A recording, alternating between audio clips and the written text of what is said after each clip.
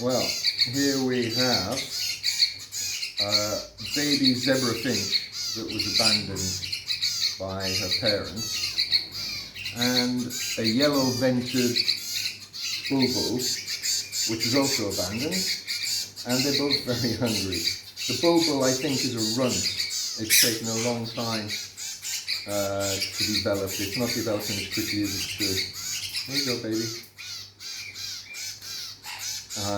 Which is okay, it just means it'll take longer. That's probably why it was abandoned by its parents, because the other chicks in the nest had developed and, blown up or whatever. So she's still being hand fed every couple of hours, and I don't know whether you can see on the finch, you can see the crop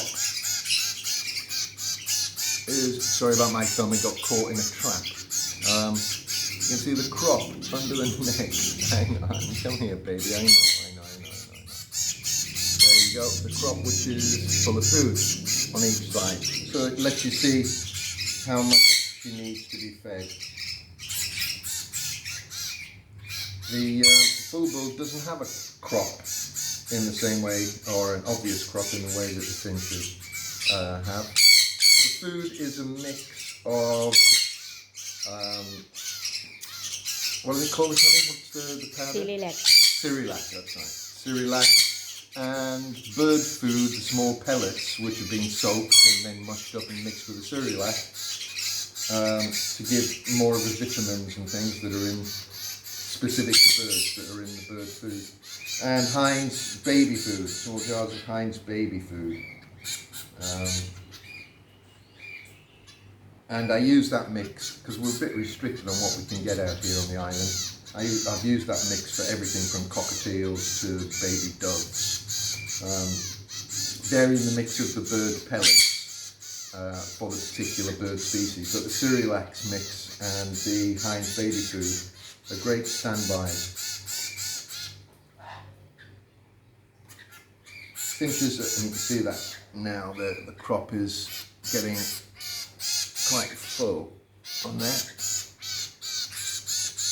Now then, I think we're nearly done, are we? You gonna like a little bit more? I prefer using a syringe and using it like this. It's easy just to lose control and press a bit too hard with your thumb. But using it this way, you've got a lot more control, particularly when you only need to give tiny little bits, like for the finch. Feeding too much can obviously cause problems if it goes down into the wrong track. And the general technique is little but often, rather than giving huge amounts. I think the bulbul is pretty well fed.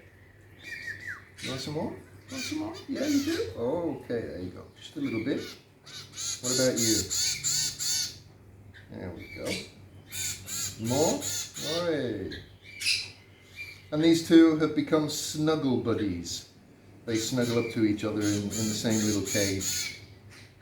Eventually the finch will be going back into the main flight cage with all the other finches.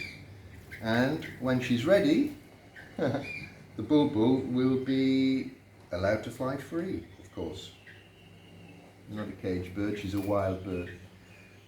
We had a bulbul a month or so ago for the same thing, and it got to the point where she flew off, and she came back and visited us each night. She slept in a little cage for about a week, just over a week or so, and then she didn't come back.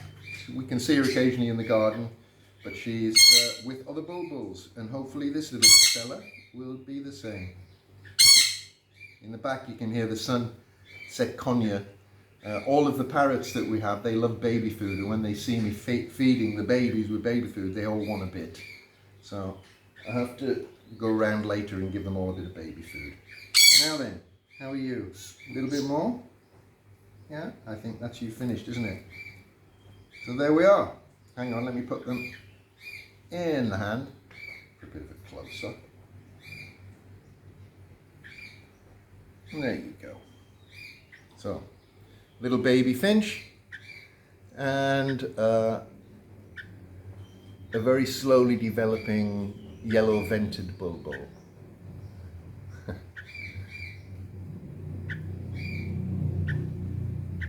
No, she's starting to fly really well. She can fly about 3 meters or so now, which is excellent. So say bye-bye.